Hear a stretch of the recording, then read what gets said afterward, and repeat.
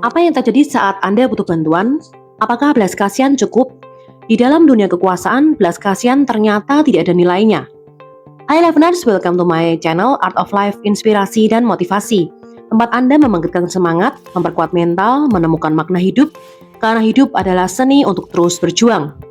Selamat datang di bagian kedua dari ringkasan buku 48 Hukum Kekuasaan.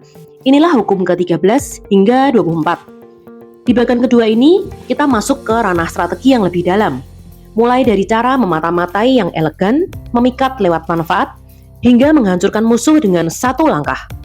Jika Anda berpikir dunia bisa dimenangkan dengan niat baik saja, maka Anda harus mengerti hukum-hukum ini terlebih dahulu. So, mari kita mulai. Hukum ke-13. Saat meminta bantuan, tariklah minat pribadi orang, jangan pernah meminta belas kasihan atau rasa terima kasih mereka. Jika Anda ingin seseorang membantu Anda, jangan memohon karena Anda butuh, apalagi memohon belas kasihan.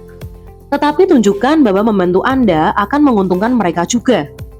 Orang akan lebih cenderung bertindak karena mereka melihat keuntungan bagi dirinya sendiri, bukan karena rasa kasihan, utang budi, atau moralitas. Ketika Paus Julius II meminta Michelangelo untuk melukis langit-langit Kapel Sistina, Michelangelo awalnya menolak. Tetapi Paus mengetahui bahwa memaksa atau memohon tidak akan berhasil. Yang dilakukan Paus adalah ia membuat tawaran itu terlihat sebagai tantangan besar dan sebuah kehormatan artistik bagi seorang Michelangelo, sesuatu yang akan membuat namanya abadi. Hasilnya, Michelangelo termotivasi oleh ambisi dan kebanggaan, bukan belas kasihan. Ia akhirnya menyetujui proyek tersebut dan menghasilkan salah satu karya terbesar dalam sejarah seni. Hukum ke-14. Jadilah teman, bekerjalah seperti mata-mata. Amati, dengarkan, kumpulkan informasi. Informasi adalah kekuatan. Dan untuk mengendalikan situasi, Anda harus tahu apa yang orang lain pikirkan, inginkan, dan takutkan. Maka, jadilah seperti teman yang dipercaya, tetapi diam-diam kumpulkanlah informasi sebanyak mungkin, lewat obrolan santai, pengamatan, dan pertanyaan yang cerdas. Orang yang terlihat ramah biasanya membuat orang lain lebih terbuka. Anda bisa mendapatkan informasi tentang banyak hal saat mereka tidak menyadari bahwa Anda sebenarnya sedang menggali. Informasi ini bisa Anda gunakan untuk memprediksi langkah lawan, menyusun strategi, atau bahkan menjatuhkan mereka. Dalam buku ini, Robert Greene mengisahkan François de la Rochefoucauld, seorang bangsawan Prancis yang bertindak sebagai teman di berbagai lingkungan elit. Tetapi sebenarnya ia mengamati dan mencatat kelemahan serta ambisi orang-orang itu. Dengan begitu, dia bisa memainkan peran politiknya dengan licin dan selalu satu langkah lebih maju. Mengenal rival Anda itu sangat penting. Gunakan mata-mata untuk mengumpulkan informasi yang bisa membuat Anda selangkah lebih maju, atau lebih baiknya, jadilah mata-mata itu sendiri. Moral story-nya, dengarkan lebih dari yang Anda ucapkan, amati lebih dari yang Anda tampilkan. Informasi adalah senjata, dan Anda harus mengumpulkannya sebelum Anda membutuhkannya. Hukum ke-15. Hancurkan musuh secara total. Jangan beri kesempatan untuk membalas dendam. Jika Anda punya musuh atau saingan yang berbahaya, jangan biarkan mereka hanya kalah sebagian atau terpojok. Karena jika mereka masih hidup, punya pengaruh, atau punya kesempatan, mereka bisa bangkit dan menyerang kembali. Di zaman Roma kuno ada perang antara Octavianus versus Mark Antony. Mark Antony telah dikalahkan di perang besar. Dan banyak penasihat Octavianus menyarankan, ampuni dia, tunjukkan belas kasihan. Tetapi Octavianus tahu, membiarkan Antony hidup sama dengan resiko besar. Maka ia terus mengejarnya sampai Antony akhirnya bunuh diri. Hasilnya, Octavianus menjadi kaisar pertama Roma yang disebut juga Kaisar Augustus, dan kekuasaannya tidak tergoyahkan. Moral story-nya, jika Anda sudah mengalahkan, pastikan mereka tidak bisa bangkit lagi untuk menjatuhkan Anda di kemudian hari. Bisa lewat menghilangkan dukungan mereka, reputasi, jaringan, atau akses kekuasaan. Hukum ke-16. Gunakan ketidakhadiran Anda untuk meningkatkan penghormatan. Jika Anda terlalu sering hadir, maka nilai Anda akan menurun. Tetapi membuat diri langka atau absen sesekali bisa membuat Anda terlihat lebih berharga dan berpengaruh. Ketika orang terlalu mudah mengakses Anda, mereka bisa mulai menganggap Anda biasa saja. Tetapi saat Anda menjauh sebentar, justru akan menciptakan rasa rindu, penasaran, bahkan rasa hormat yang lebih besar. Ada kisah tentang Napoleon Bonaparte dan ketidakhadiran para bawahan.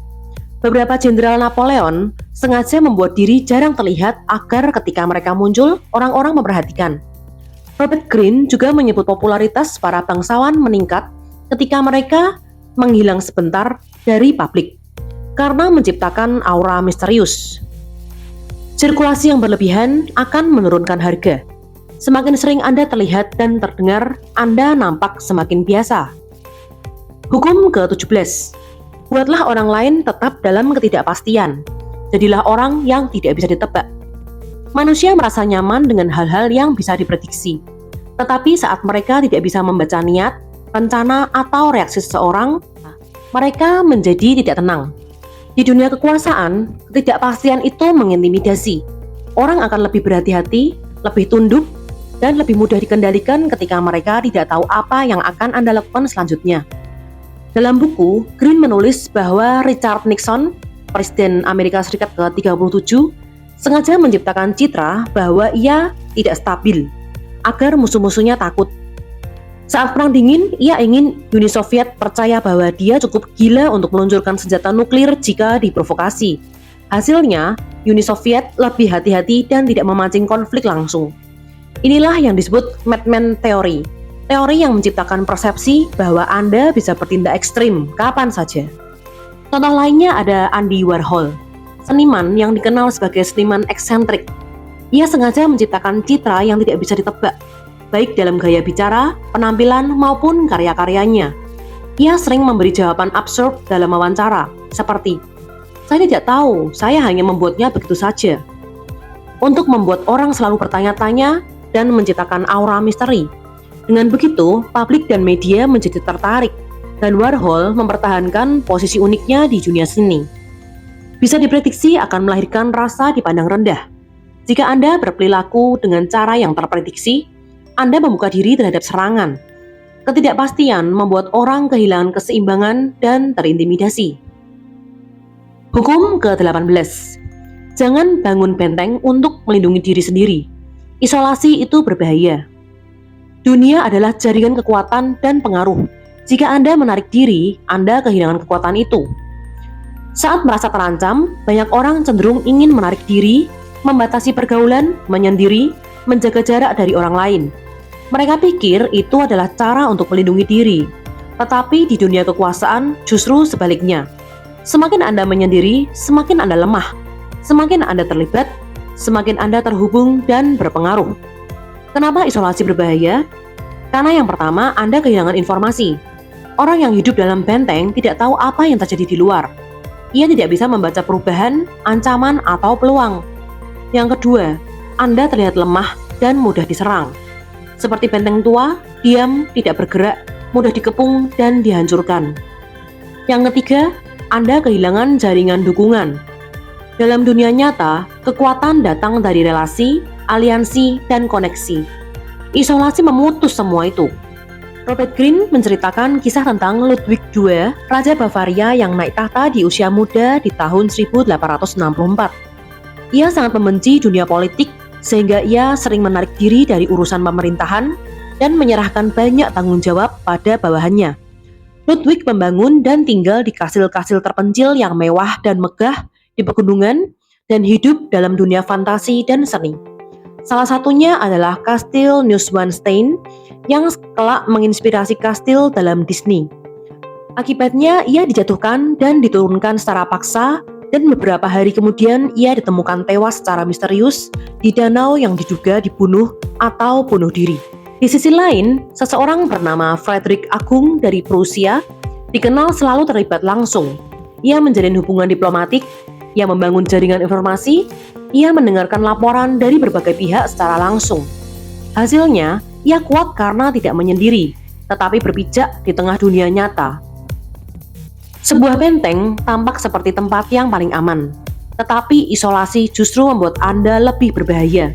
Karena isolasi memutus Anda dari informasi penting, membuat Anda mencolok, dan menjadi sasaran yang mudah. Hukum ke-19. Ketahui siapa yang Anda hadapi. Jangan menyinggung perasaan orang yang salah. Tidak semua orang akan merespon serangan dengan cara yang sama. Salah menilai karakter lawan bisa menghancurkan Anda. Setiap orang punya latar belakang, ego, emosi, dan batas kesabaran yang berbeda. Jika Anda menyerang, menantang, atau mempermalukan seseorang tanpa memahami karakter mereka sebenarnya, Anda bisa memicu dendam yang membara, serangan balik brutal, atau kerugian besar yang tidak terduga. Mengapa hal ini penting? Karena ada orang yang bisa Anda kalahkan diam-diam, mereka akan lupa. Tapi ada juga orang yang akan membalas dengan segala cara, bahkan bertahun-tahun kemudian. Jika Anda menyerang secara emosional dan ternyata ia tipe pendendam, Anda sedang menggali kuburan Anda sendiri. Robert Greene menceritakan kisah Kaisar Michael III dari Bizantium yang berteman dengan Basil, seorang pria kasar yang ia angkat menjadi tangan kanan. Michael sering merendahkan Basil di depan umum, tetapi ia salah membaca karakter Basil. Akhirnya, Basil membunuh Michael saat ia tidur dan mengambil alih kekuasaan. Karena Michael tidak tahu siapa yang sedang ia hadapi. Ternyata Basil adalah seorang yang ambisius, pendendam, dan sangat berbahaya. Ada banyak jenis orang di dunia, dan Anda tidak bisa berasumsi bahwa setiap orang akan bereaksi terhadap strategi Anda dengan cara yang sama. Hukum ke-20. Jangan terikat kepada siapapun. Mandiri, jangan jadi alat kepentingan siapapun. Dalam dunia kekuasaan, komitmen buta kepada seseorang atau kelompok seringkali membuat Anda lemah. Ketika Anda terlalu loyal pada satu pihak, Anda akan kehilangan fleksibilitas, Anda dibatasi dalam pilihan, Anda bisa dimanipulasi dan dimanfaatkan. Kebebasan adalah kekuatan. Ketika Anda tidak terikat, semua orang ingin memikat Anda. Kenapa ini penting? Yang pertama, orang yang terlalu setia bisa dibuang begitu saja. Loyalitas tidak selalu dibalas dengan penghargaan, terkadang malah dieksploitasi. Orang yang mandiri justru dicari. Ketika Anda bebas memilih, semua pihak ingin merebut hati Anda. Anda jadi punya daya tawar yang tinggi. Ketiga, dengan tetap netral, Anda bisa bermain di kedua sisi. Dalam konflik, orang yang berpihak terlalu cepat sering menjadi korban pertama. Tetapi yang netral bisa memilih momen terbaik untuk bergerak atau tidak bergerak sama sekali. Bukan berarti Anda tidak punya prinsip. Hukum ini bukan tentang pengkhianatan, tetapi tentang tidak membiarkan diri dikunci oleh loyalitas yang membutakan. Robert Greene menceritakan kisah para penasihat di istana Tiongkok kuno. Salah satunya adalah Wang Po. Ia sangat cerdas, tetapi tidak pernah menunjukkan dukungan total pada satu pangeran.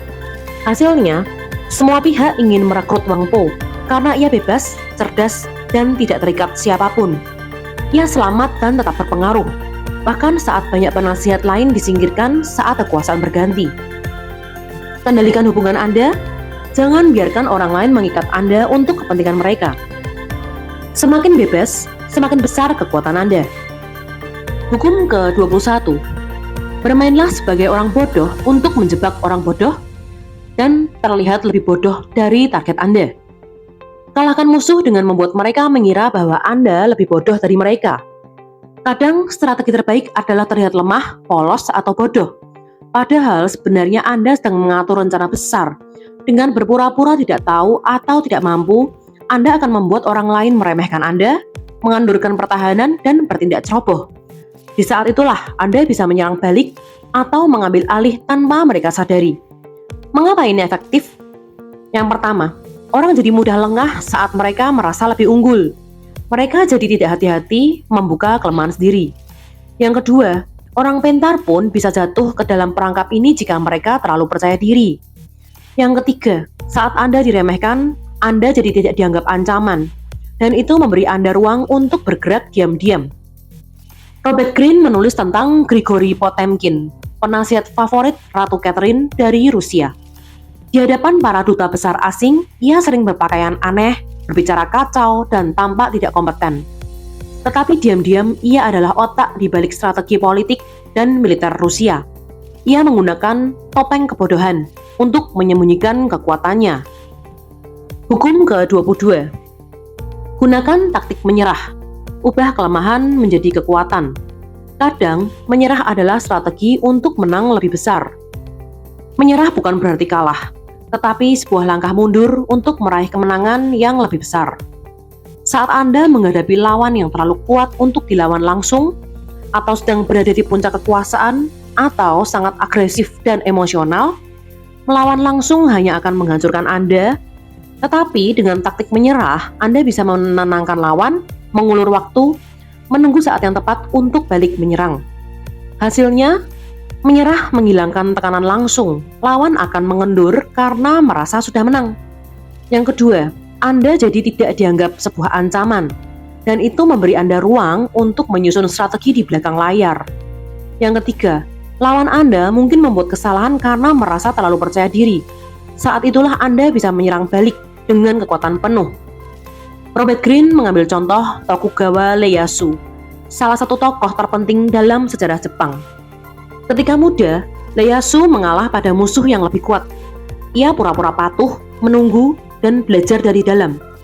Tetapi setelah lawannya melemah karena konflik internal dan kesombongan, Ieyasu berbalik dan merebut kekuasaan, menjadi shogun, dan memimpin Jepang selama berpuluh-puluh tahun. Ini bukan tentang menjadi pengecut. Ini tentang mengendalikan ego dan berpikir jangka panjang. Kadang mundur satu langkah bisa untuk melompat lebih jauh. Kekuatan sejati tidak selalu muncul dari perlawanan frontal, tetapi dari kesabaran dan kecerdikan. Hukum ke-23. Konsentrasikan kekuatan Anda. Kekuatan yang besar tidak datang dari melakukan banyak hal sekaligus, tetapi fokus total pada satu sumber kekuatan utama. Pertama, fokus pada satu keahlian utama. Bangun reputasi tak tergoyahkan di bidang itu. Yang kedua, fokus pada satu tujuan besar. Alokasikan energi, networking, dan sumber daya ke sana. Ketiga, jika menyerang musuh, serang titik terlemah atau pusatnya, bukan menyerang semua sisi secara bersamaan. Greene memberi contoh keluarga Rothschild, bangkir kaya raya di Eropa pada abad ke-19. Mereka adalah 5 bersaudara yang tersebar di berbagai kota besar Eropa, di London, Paris, Wina, Frankfurt, dan Naples. Namun mereka memusatkan informasi dan kekuasaan pada satu orang, yaitu Nathan Rothschild di London. Nathan menjadi pusat intelijen keuangan. Ia menerima kabar tercepat soal pergerakan politik dan perang, bahkan lebih cepat dari pemerintah Inggris. Karena semua kekuatan informasi dan keputusan dikonsentrasikan, keluarga Rothschild bisa mengendalikan pasar keuangan Eropa. Kekuatan sejati berasal dari konsentrasi, bukan penyebaran. Fokus adalah alat dominasi. Satu arah dengan seluruh tenaga lebih kuat daripada banyak arah dengan tenaga terbagi-bagi. Hukum ke-24. Bermainlah sebagai pengabdi istana yang sempurna. Di dunia kekuasaan, terutama di lingkungan kerajaan, istana, atau struktur hierarkis seperti politik, perusahaan, atau organisasi, yang naik ke puncak bukan selalu yang paling pintar atau yang paling kuat, tetapi yang paling cerdas dalam memainkan peran sosial. Pengabdi istana yang sempurna adalah orang yang tahu kapan harus bicara dan kapan diam, orang yang pandai memuji tanpa terlihat menjilat, tidak pernah terang-terangan menentang kekuasaan, tetapi mengarahkan perubahan di balik layar, menyembunyikan ambisi di balik kerendahan hati, dan membuat orang berkuasa merasa dihormati bahkan saat memanipulasi mereka. Ciri-ciri perfect courtier menurut Greene. Ia menyanjung dengan elegan, bukan menjilat. Ia menghindari konflik langsung, tetapi tetap mempengaruhi keputusan. Ia bisa mengendalikan emosi, tidak pernah terlihat frustasi atau panik. Ia membuat atasan merasa aman dan unggul, bahkan saat diam-diam melampaui mereka. Ia sopan, licin, dan licik, tetapi dengan senyum. Pelajaran utamanya, di dunia kekuasaan, bersikap terlalu jujur, terlalu terbuka, atau terlalu agresif bisa membuat Anda disingkirkan. Tetapi dengan seni berperilaku sosial yang tepat, Anda bisa berkuasa tanpa membuat banyak musuh. Ada seseorang bernama Baltasar Gracian yang diungkapkan Greene di bukunya. Ia bukan tokoh politik atau militer, tapi seorang pendeta, filsuf, dan penulis asal Spanyol pada abad ke-17. Karyanya yang paling terkenal berjudul The Art of Worldly Wisdom, tahun 1647. Buku itu berisi ratusan aturan bijak untuk sukses dalam kehidupan sosial dan politik, Seperti tahu kapan harus menolak, jangan selalu berkata iya. Jangan pernah terlihat lebih hebat dari atasan Anda. Semakin jauh kita melangkah, semakin terlihat bahwa kekuasaan bukan soal kekuatan, tetapi kecerdikan. Di bagian selanjutnya, hukum ke-25 hingga ke-36, kita akan masuk ke wilayah manipulasi tingkat tinggi, bagaimana membingungkan lawan, memainkan persepsi, bahkan menciptakan mitos atas nama sendiri. Jangan lewatkan karena ini bukan hanya sekedar buku, ini peta medan perang sosial. So, see you in the next video.